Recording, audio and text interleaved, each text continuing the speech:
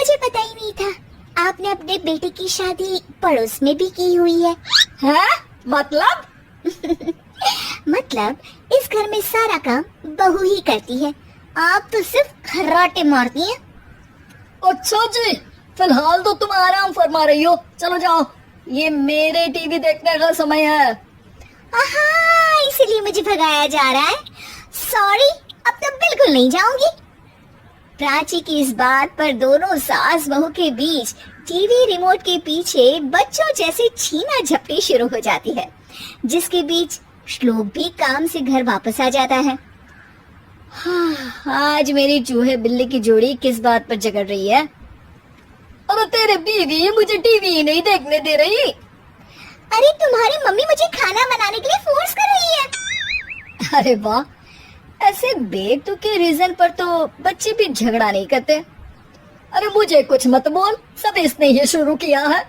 हाँ हाँ, जैसे आप तो बहुत दूध की धूली है ना। अरे बस, दोनों चुप। प्राची जाओ, खाने की तैयारी करो। और माँ तुम छोड़ो, तुम्हें क्या बोलूं, शांति से अपना सीरियल देखो, मुझे दोबारा लड़ने की आवाज सुनाई नहीं देनी चाहिए। ऐसा बोलकर श्लोक वहाँ से चला जाता है, जिसके पीछे पीछे प्राची भी कुछ न कुछ बड़बड़ाते हुए रसोई में चली जाती है। हाँ हाँ, सासू जी को तो कुछ बोलेंगे ही नहीं, बस मुझ पर ही हुक्म चलता है, खाना बनाओ, जैसे मैं इनके घर में खाना बनाने के लिए आई हूँ। इसी तरह शाम बीतती है और रात को श्लोक और प्राची की सास खाना खाकर सोने चले जाते हैं, लेकिन प्राची गुस्से में कुछ खाए बिना काम में ही लगी रहती है। इस घर में किसी को घंटा फिक्र नहीं पड़ता, मैं खाऊं या भूखी रहूं। प्राची कुछ देर के लिए रसोई से बाहर जाती है और जैसे ही वापस आती है तो वहाँ दूध का भरा ग्लास देखकर हैरान रह जाती है। फिक्र पूरी है, बस दिखाना नहीं है। प्राची दूध पीकर सोने चली जाती है और अगली सुबह एक बार फिर सास बहू का कार्टून नेटवर्क स्टार्ट हो जाता है। ये तुमने ही किया है। अरे अजीब जबरदस्ती है, मैं बोल रही हूँ मैंने कुछ नहीं किया। दोनों ने मिलकर पूरे घर को पागल खाना बनाया हुआ है। यहाँ कोई नॉर्मल इंसान तो रह ही नहीं सकता, इसीलिए अब पड़ोसी क्या रिश्तेदार भी घर आने से कतराते हैं। और सुन बेटे, तू भी चंगा, तेरी माँ भी चंगी, तेरी बीवी भी चंगी, रिश्तेदार। हाँ जी, आपको नहीं पता क्या, गंगाधर ही शक्तिमान है, रिश्तेदार ही। हाँ हाँ, बस समझ गया। कभी जानवरों जैसे लड़ेंगी तो कभी जुगलबंदी करेंगी। भाई मैं आप दोनों के बीच में नहीं फंसना चाहता। सास बहू की इस मन मौजी जोड़ी से परेशान होकर श्लोक अपना सिर खुजलाता वहाँ से चला जाता है। चलो अब मैं भी कीर्तन में जा रही हूँ। इस पर जैसे ही सास कमरे में अपना पर्स लेने जाती है तो वहाँ नाश्ते की प्लेट रखी देख मुस्कुराने लगती है और नाश्ता करके घर से बाहर निकलते हुए कुछ पैसे टेबल पर रख जाती है, जिसके कुछ देर बाद सिलेंडर वाला घर आता है। ओ मोरी मैया, मैं सिलेंडर के बारे में तो बिल्कुल भूल ही गई थी। घर खर्च के सारे पैसे भी मम्मी के पास है और श्लोक से बोला तो उल्टा 4 बात सुनाएंगे।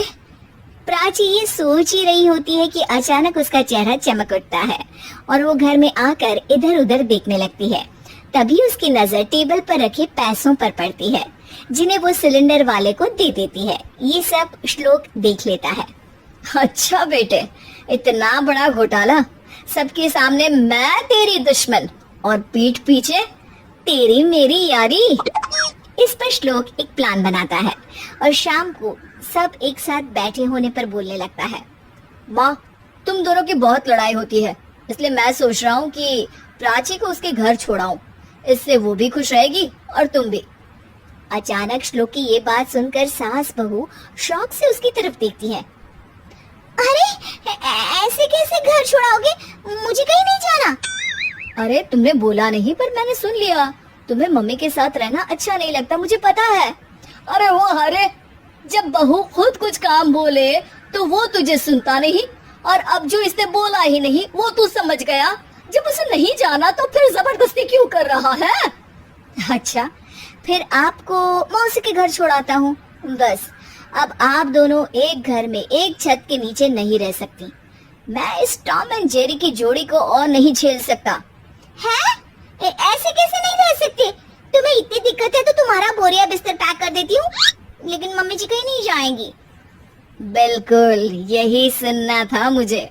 अगर दोनों में इतना ही प्यार है, फिर हर वक्त ये लड़ाई का नाटक क्यों करती हो? देखा मैंने कैसे माँ किचन में दूध रखती है और तुम उनके लिए कमरे में नाश्ता रखती हो, और कैसे वो पहले ही तुम्हारी दिक्कत समझकर घर में पैसे रखकर बाहर जाती है। अरे भाई, इतना ड्रामा तो डेली सोप में भी नहीं होता जितना तुम दोनों ने इस घर में फैलाया हुआ है। तू हमें टॉम एंड जेरी बोलता है ना, तो याद कर वो दोनों भी एक दूसरे को बाहर वालों की बुरी नजर से बचाने के लिए हमेशा सबके सामने लड़ते थे, लेकिन अकेले में दिक्कत के समय मदद भी तो करते थे। बस हमारा रिश्ता भी कुछ ऐसा ही है। और वैसे भी अगर सास बहू में तू मैं नहीं होती तो दुनिया वालों को कहानियां कैसे मिलेंगी?